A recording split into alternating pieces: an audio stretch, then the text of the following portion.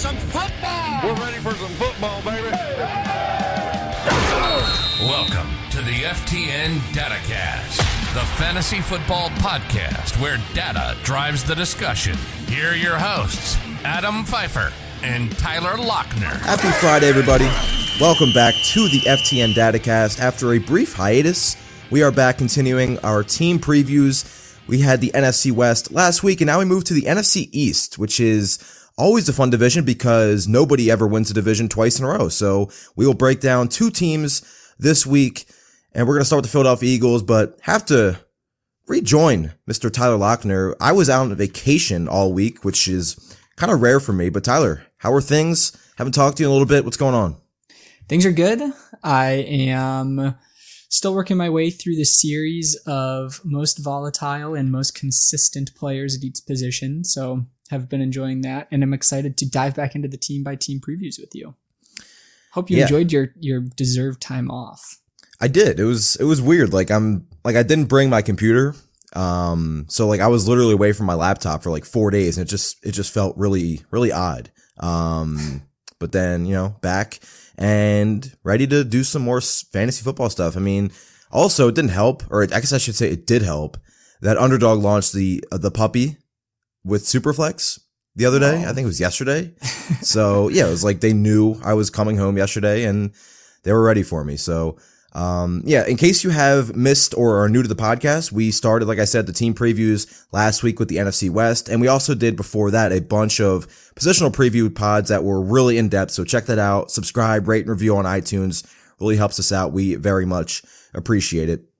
Let's get to the NFC East. Let's start with the Philadelphia Eagles, Tyler, who kind of surprisingly made the playoffs last year. Their schedule was relatively easy, but guess what? It's pretty easy again this season. And they've made some additions, right? You look at the Eagles, they probably had one of the best off seasons in the NFL via free agency, trades, and the draft, right? They bring in A.J. Brown, obviously, who we'll talk about. They bring in, on the defensive side of the ball, Hassan Reddick. They trade for trade for James Bradbury. So they are looking like a team that, especially with the way Dallas has really not added anybody and lost players, they probably look like the front runner to win the NFC East. And it all starts with quarterback Jalen Hurts, who really is one of the most polarizing players in fantasy. We talked about this kind of in the same extent with Trey Lance for San Francisco, but we've already seen Jalen Hurts be an elite fantasy quarterback. So where do you rank Jalen Hurts? How should we view him going into the 2022 season, his second full season as a starter? It's hard to say anything other than he could be as good, if not better than last year, because the offensive line's elite, Devontae Smith's good, and they just added a top 12 receiver in the NFL. Yeah, dude, the Eagles have had an amazing offseason. They completely fleeced the Saints in a trade. Which is kind of funny about that. When that trade draft picks, yeah. When that trade happened, Adam Schefter sent out the most confusing tweet. Yeah, you isn't that the tweet that you replied on and it popped off? I replied to it just simplifying what the trade was, and it just absolutely went nuclear. It was pretty funny. Anyway, I love what the Eagles have done. Adding A.J. Brown is unbelievable. I know we've sung Brown's praise in the past. I have Hurts as my QB5 right now.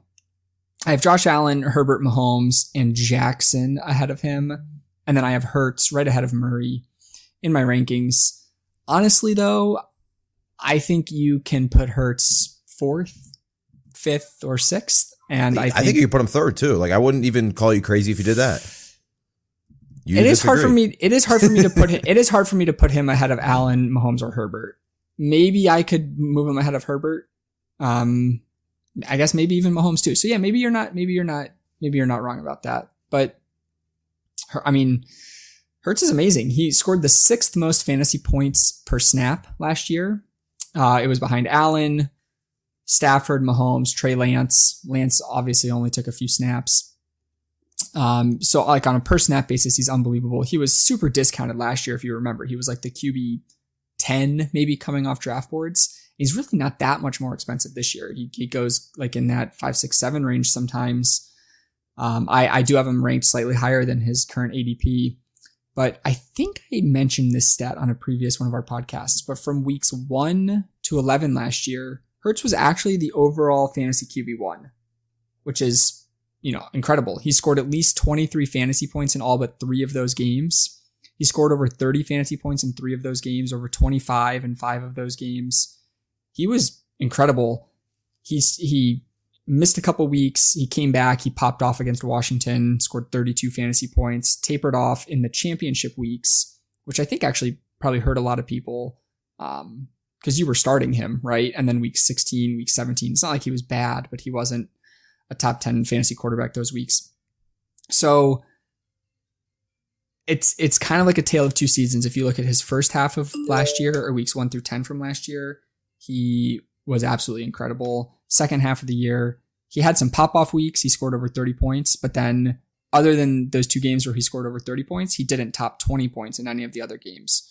So I think the jury is still out on him, but I'm a full believer. Like what he did the first 10, 11 weeks of last year was just the best. I mean, he was literally the best fantasy quarterback.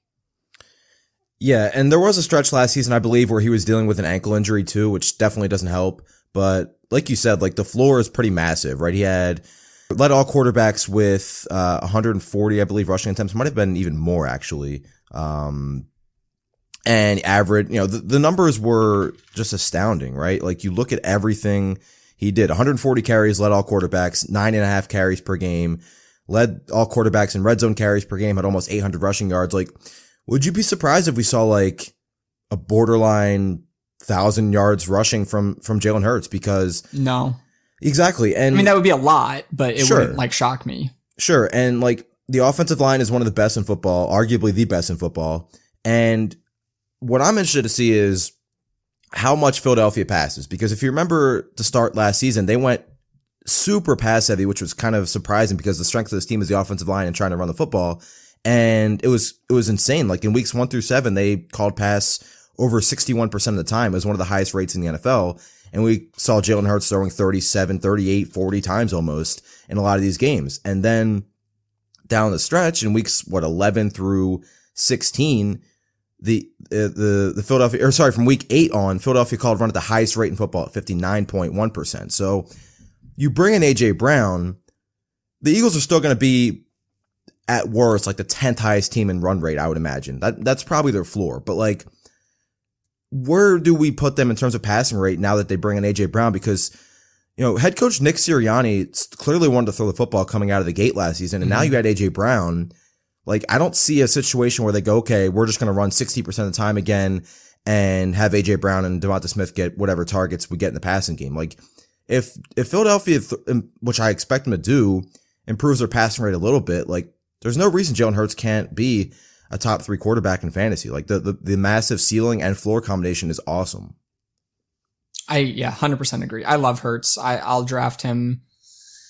I especially like him because he comes, I kind of consider him in that same tier, right? Like with those elite players, he has the same ceiling as all of them, but he's cheaper than all of them too. So I am definitely ending up with a lot of Hurts. Yeah, I mean, at least 60 rushing yards in 1, 2, 3, 4, 5, 6, 7, 8. That's 8 games. That's a touchdown. That's like you're starting with a touchdown in half of his games almost, which is just, again, this just kind of attests to that massive floor. We'll talk about the receivers in a second, but like strictly for Jalen Hurts, because I know you're a huge fan of AJ Brown, what does that addition do for Jalen Hurts to kind of unlock the overall ceiling that we could see from him in year 2? Dude, it's hard to say unlocks the ceiling because it's hard to get that much better than Hurts was, like scoring over 30 fantasy points, over 25 fantasy points basically every single week. Sure, but like in terms of the passing production, because he was under 200 passing yards. Yeah, it's going to help the passing production for sure. 4, 5, 6, 7, 8, 9 games under 200 passing yards. Yeah, that will not happen again. I agree. It won't happen again. AJ Brown he's the alpha wide receiver one, exactly what you want, does everything everywhere on the field. And he's proven already, he proved it like instantly as a rookie. I think even his first game, he had like a 40 or 50 yard catch, but he's incredible after the catch. So he can score from anywhere on the field. And so I think you're going to see like Hurts could score he could get halfway to 200 yards in like one single drive or one single play with AJ Brown. Like there will be some 75-yard touchdowns between the two of them this year. Yeah, and we saw like the overall numbers aren't like amazing, but like Jalen Hurts has a pretty nice deep ball. Like there was that game against Denver where I think it was his best game of the season last year. Threw a bunch of great deep balls to Devonta Smith. One was to Quez Watkins right before halftime that he just dropped. It was honestly one of the best throws made by a quarterback last season. It was fantastic. So now you have AJ Brown, you have a second year from Devonta Smith, you have a top 7 tight end Dallas Goedert. And again, I can't stress this enough with Philadelphia, the best offensive line in football. Like it's not even a question. They are amazing. So Jalen Hurts at worst should be like 6 in my opinion in anybody's quarterback rankings. If he's below that, I think you're getting a little bit too cute. The Eagles did sling it with Hurts too. Like you mentioned, they came out passing a lot. I just looked up his average depth of target. Among qualified quarterbacks, he had the 4th highest average depth of target last year. So, and that will change with AJ Brown. You say, okay, he's going to get deep shots. AJ Brown's also going to dominate off quick slants and everything like that. And he's just going to outrun guys like he's always done. So that's just going to help his overall efficiency for Jalen Hurts. So yeah, I mean, you look at his numbers last season where he had 20, not even 20 passing touchdowns, 16 passing touchdowns. Like he's going to cruise past that in my opinion. Yeah. Especially because like it's hard for any quarterback to throw 16 passing touchdowns. Like I know he only had 432 attempts, but like, I mean, what would you project him for pass attempts? Again, he had 432 last season in 15 games. They were passing, you mentioned they were passing a lot. I don't know. He'll probably throw the ball. What would like 5 extra pass attempts per game end up being? Could be close to 525 pass attempts, 500, 525. I don't have. Yeah, I was going to say 510. So yeah, I think somewhere in that range. Could see where Jeff has him projected. Yeah, I'll look real quick. Because like that's not insignificant. Again, that's like you mentioned, that's like 45, 50 more passing attempts. And we know he's going to run for 600 to 900 yards.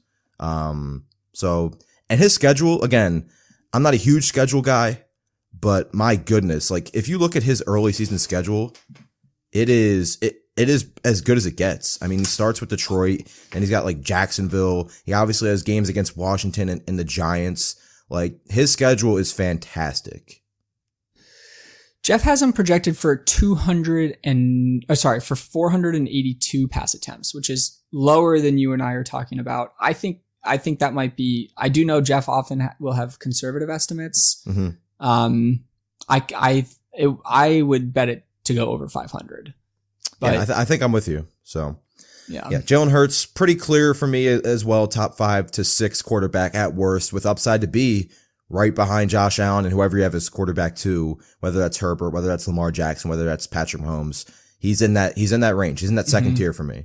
Let's go to the backfield with Miles Sanders, who I'm in on this season. Like we talked about Miles Sanders a little bit when we talked about the 49ers with Elijah Mitchell. I think he's literally Elijah Mitchell, but a couple rounds later.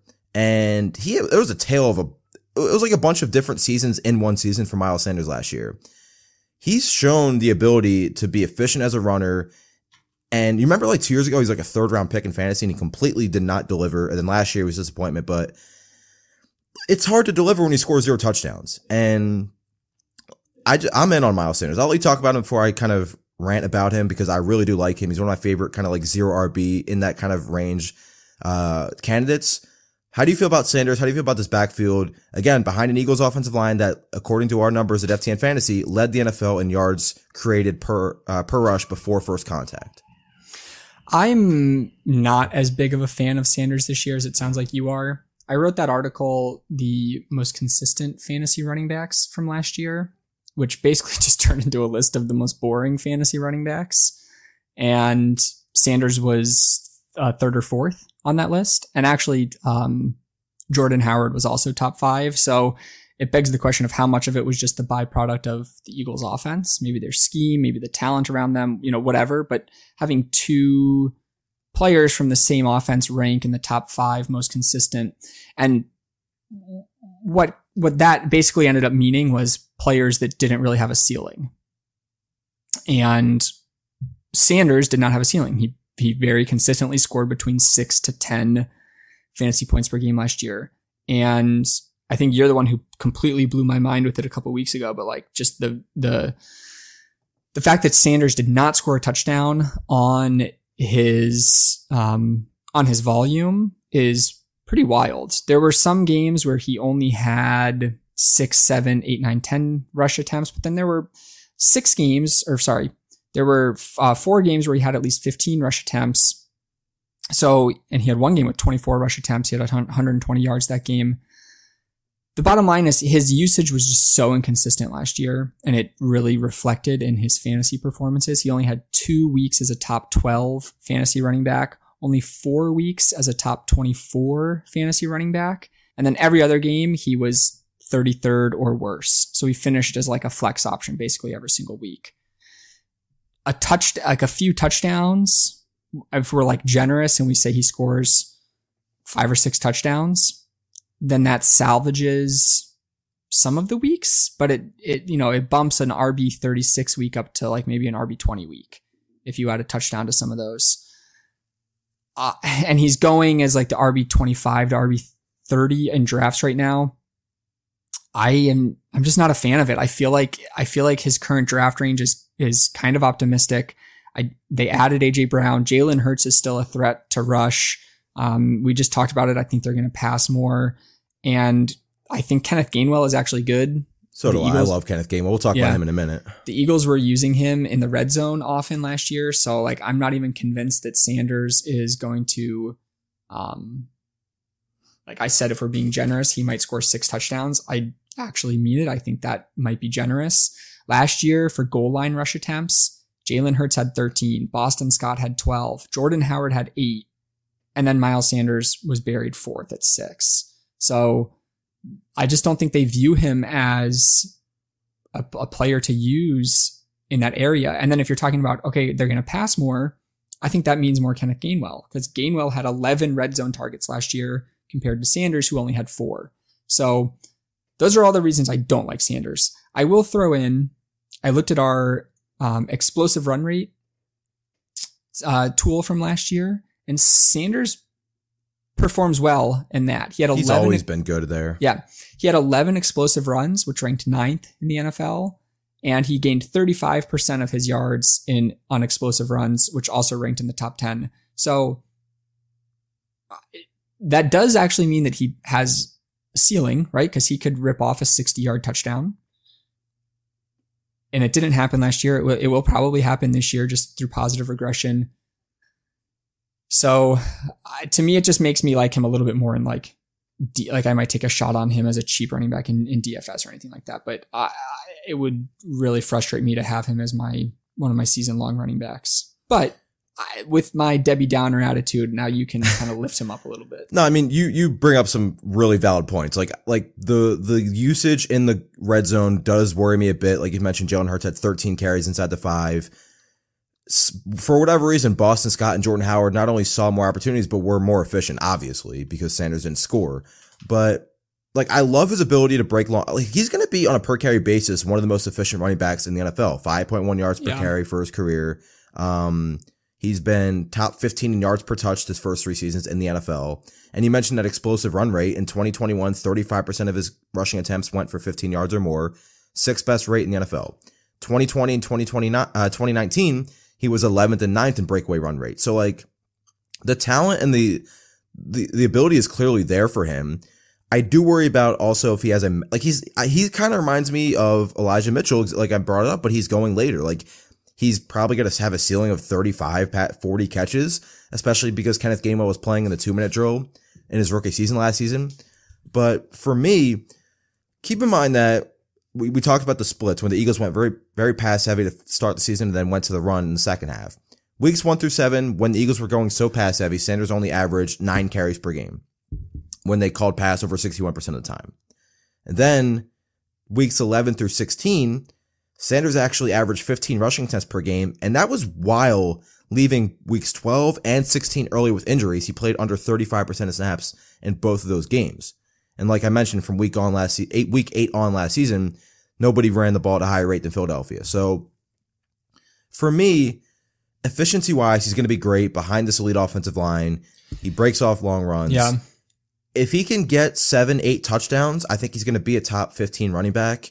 And I just look at the running backs going ahead of him. Like, I don't feel great about Josh Jacobs. I don't feel great about Antonio Gibson. I don't feel great about Elijah Mitchell. Yeah. I would rather have Sanders over all three of those players, I think, especially, where he's going in drafts. I think Gibson has a higher ceiling for sure. And then like guys going around him or a little bit after, like Damian Harris, he's like the opposite of Miles Sanders, right? He only gets touchdowns. And if those come down, he's, really going to be frustrating. I have him very close with Devin Singletary. I think they're very similar, both efficient players. I think Sanders breaks off more long runs for sure. But obviously the offense caters towards Singletary more. But it's just one of those running backs that if you feel you don't want Miles Sanders as your RB1 unless you're going a super zero RB approach and you have, receivers galore, especially in a 3-receiver league. But I just think there's upside for him where he's going. And I just like his situation a little bit more and where he's going in drafts more so than some of the running backs going ahead of him. So, but Kenneth Gainwell, I do like too. And he was one of my favorite running backs coming out of college last season or 2 years ago, I guess, at Memphis. They lined him up at receiver a ton. He played out wide, lined up against cornerbacks at Memphis and just won. He's really good.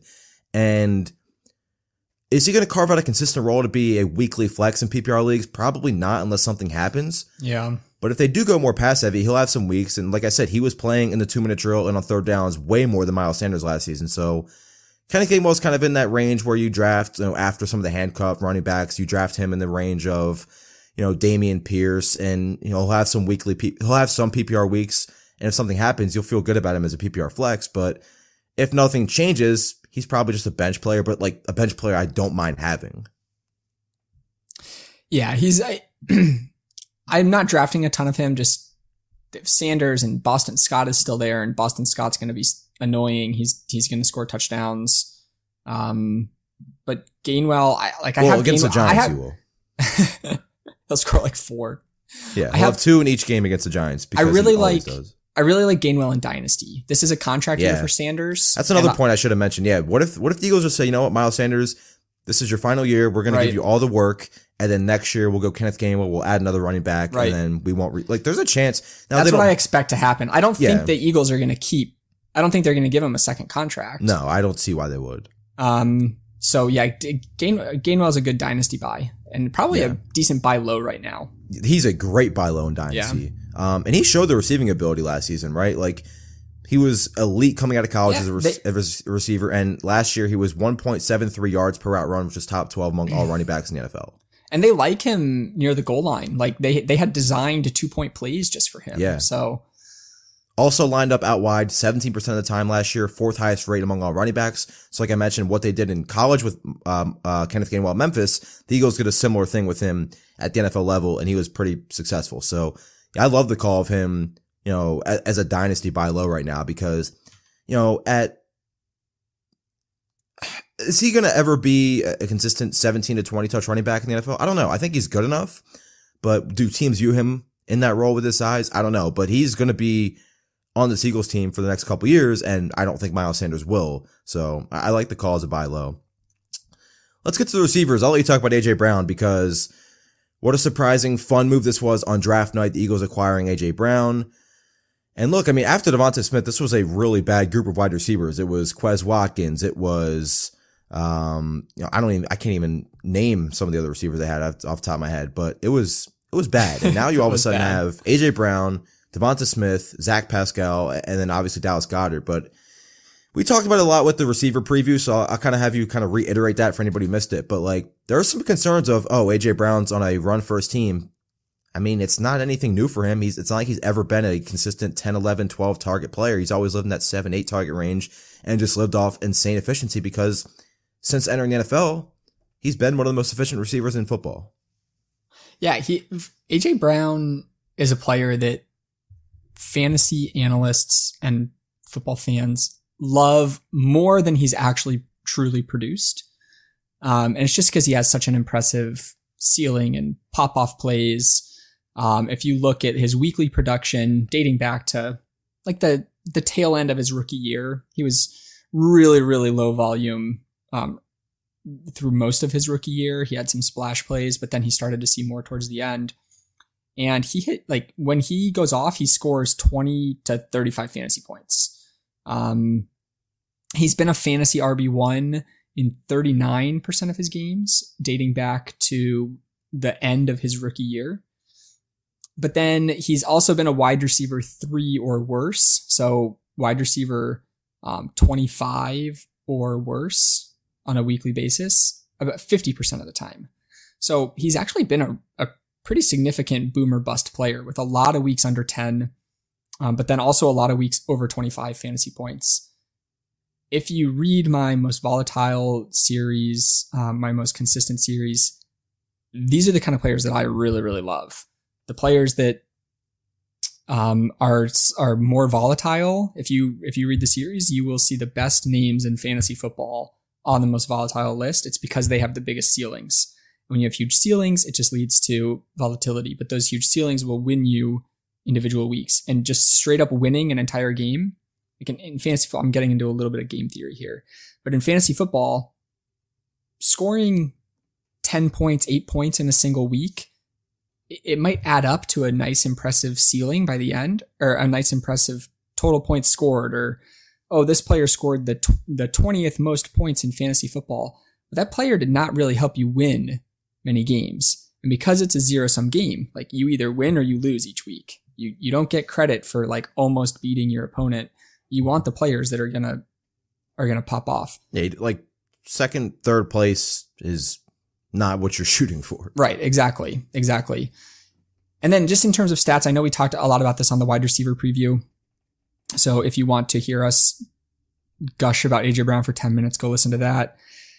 But he has ranked second in air yard percentage, not air yards, air yard percentage. So the percentage of a team's air yards that went to that specific player. Last year, AJ Brown had 45% of Tennessee's air yards, which is ridiculous. In 2020, he had 42% of Tennessee's air yards. The only player that has had more air yard percentage than AJ Brown is Justin Jefferson, who is arguably the second best wide receiver in fantasy football right now. Brown has 28% target market share last year, a decent ADOT, like an ADOT that you mentioned it. He can take anything to the house, but his average depth of target is nearly 12. So it's not extremely high, but it's like not borderline league average. Yeah. It's tricky because if you look at Brown's stats in total, they're really not that incredible because he's been hurt. He's missed a lot of time, or the Titans would run Derrick Henry 33 times a game. You mentioned he's just completely thrived on low volume, but what if the Eagles come out like they did at the beginning of last year and start throwing the ball a ton? What if our ceiling talk of Jalen Hurts with 525 pass attempts, AJ Brown gets 30% of those? What would that? Maybe 30% aggressive. What if he gets 28% of them? He could go like 140, 150 targets. Yeah. And which is like, that would be easily a career high. Yeah. That, like, I'd honestly be stunned if he got that high, but I think like 130, like if he gets 130, 125, like that's more than enough for a player of his caliber and of his efficiency. So yeah, I think for me, like, remember going into the season, last year, he was pretty much being ranked where, like, for a lot of people, where like Jamar Chase is being ranked right now, and Devontae Adams, like wide receiver 4 to 5 or 3 to 6 in that range, because they didn't have Julio Jones at the time. And it was like, who else are they going to throw to? Not the same here in Philadelphia, but like, I don't think the situation is too different. And I think the only difference is, like, you have to see if he's healthy. So for me, he's a, high end wide receiver 2 for me, not in the wide receiver 1 range, but I have him around that, 12, 13, or I guess 13, 14 is right around where I have him. A ton of upside still. And if AJ Brown plays like AJ Brown, has a great year, then Jalen Hurts is going to be a top 5 fantasy quarterback without question. Easily, and that might even be, underselling it. So what about Devonta Smith though? Because, statistically wasn't like unbelievable last season as a rookie, but he showed that he's going to be able to, like, any sort of concerns about Devonta Smith with his size, will he be able to play? Like, first of all, that was a joke anyway, because he just is very tough to get your hands on in man coverage and press coverage. But, still had 900 yards as a rookie, 5 touchdowns, 64 receptions, in a run-heavy scheme. And we talked about this, I think, on the receiver preview, but over at FTN Fantasy, we have this awesome stat where it's created receptions, which are difficult receptions that require either excellent body control, excellent hands, acrobatics, or a combination of any of those. Devonta Smith had 10 such receptions. Only Terry McLaurin had more. Like, he showed that he can play elite football as a wide receiver at the NFL level. But is he like a wide receiver 3 for you right now with AJ Brown there in town? Because if they're not throwing the ball out and they're throwing, and Jalen Hurts also 475, 485 times, like, what is that going to be? Just over 100 targets for Devonta Smith? Yeah, I think that's where he was last year. I think he had 106 targets last year. 104. Wait, 104, sorry. Same thing. I was looking at Devonta Smith, and we were talking about how Hurts actually has an above average deep ball, and Smith and actually Quez Watkins both perform well on our deep receiving stats tool, where you can look at all stats on receivers that on their targets that were at least 20 yards in the air. So the ball was thrown at least 20 yards in the air. On deep balls, both Smith and Quez Watkins ranked in the top 15 among all wide receivers. And now you add AJ Brown to the mix. We could see like a bombs away offense here. You were talking about that. That gives me even more optimism that will happen, because Watkins and Smith were both effective on deep balls. Watkins caught 81% of his deep balls. Smith caught 64%. Both of those are high catch rates on deep balls. And then Smith in particular, he ranked in the top 5 among all qualified wide receivers on passer rating on deep balls. He had a 147.7 passer rating when targeted deep, which is actually incredible. So the volume he's not going to be like a second year breakout player, just because I don't think the volume is going to be there for that to happen. I think sticking in that same range of 100 to 115 targets is reasonable. And yeah, I do have him as a wide receiver 3. I have Devonta Smith as my wide receiver 32 right now. So I think he's a weekly starter.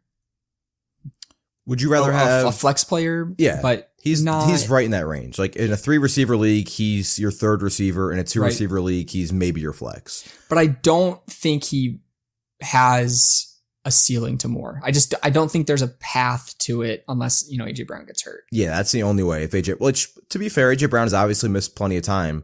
Yeah. He's somebody I struggle with because he's in a range of receivers that I do like. Like, I prefer slightly Adam Thielen over him, which I don't even know if that's like a hot take anymore, because I feel like people are just done with Adam Thielen. Dude, I'm drafting all the KJ Osborne. Are you?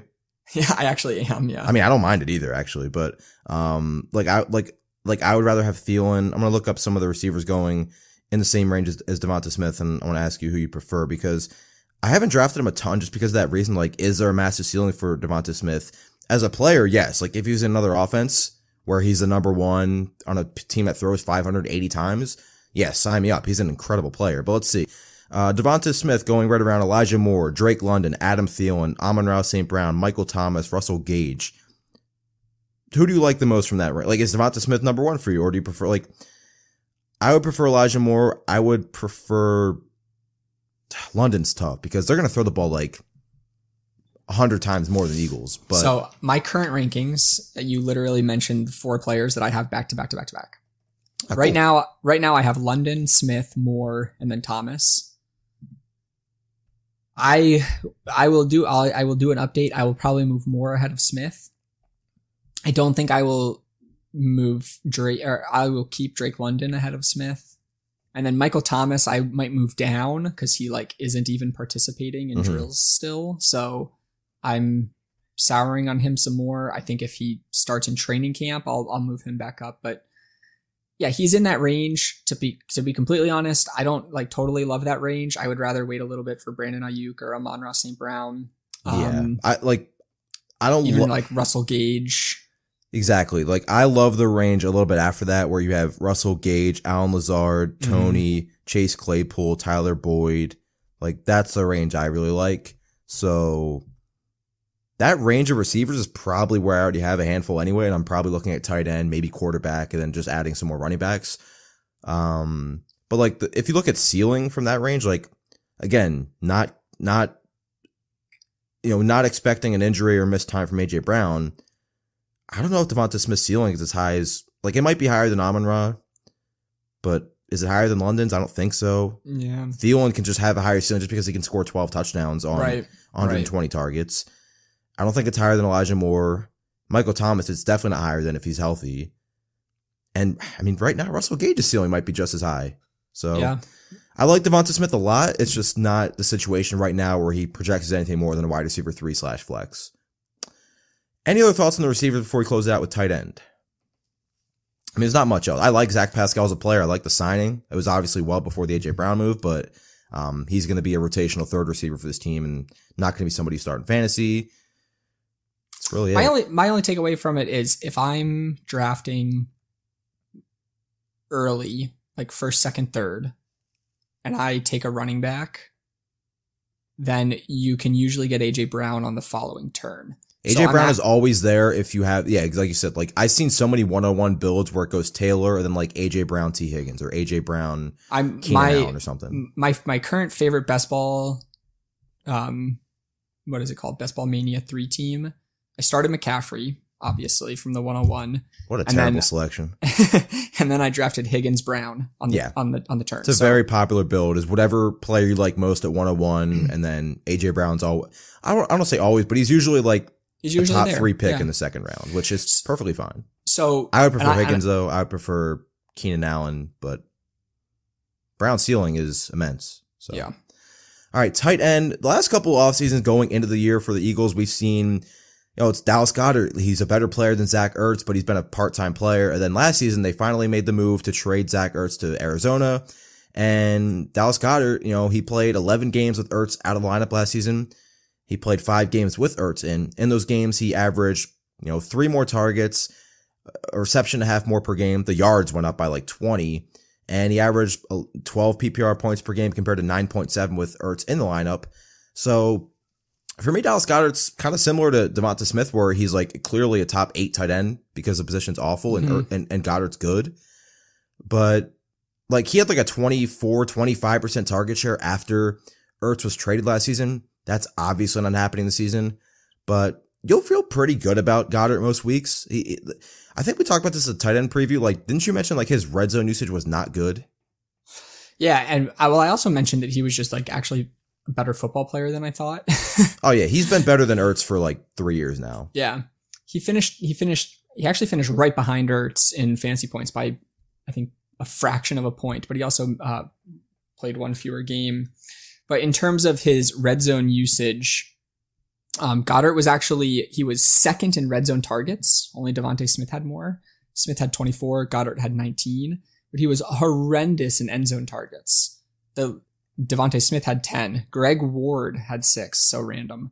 Quez Watkins had 4. And then Dallas Goedert only had 2 end zone targets. So yeah, the end zone target usage was bad and might not get better with AJ Brown now.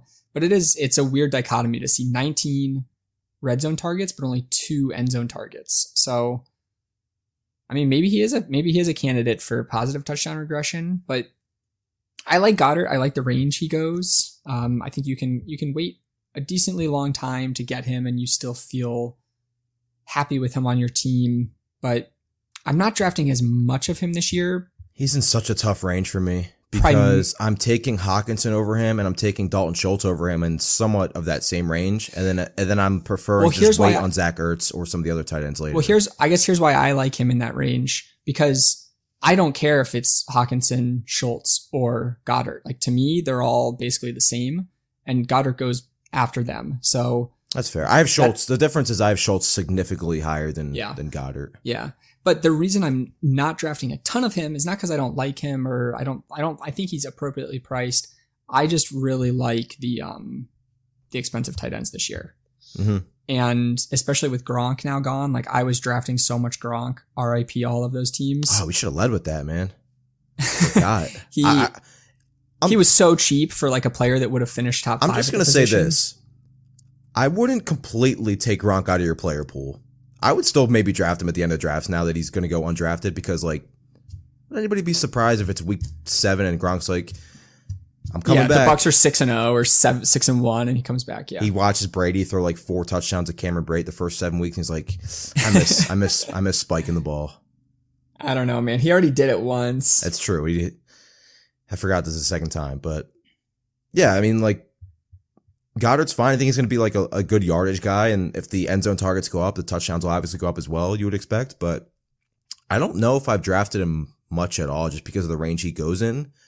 But like, I obviously feel a lot better about him than Pat Freiermuth and Mike Gesicki and Hunter Henry and 100%. Irv Smith and Cole Kmet, who, again, a lot of those late tight ends I like, but Goddard's pretty safe in my opinion. He's been a good yardage player. He's always been good in terms of, he's always been a good tight end in terms of ADOT and everything. But, again, we talked about it with Devonta Smith, like how many targets we project for Dallas Goedert. Like, still, his route participation, everything will be great, but he's going to be a full-time player, which is all you can ask for at tight end, and he's a talented player. But I just think the ceiling is, like, I'd be surprised if he finishes a top 5 tight end, but I'd also be surprised if he finishes like the tight end 12, 13. He should be right in that like 6 to 9, 6 to 10 range.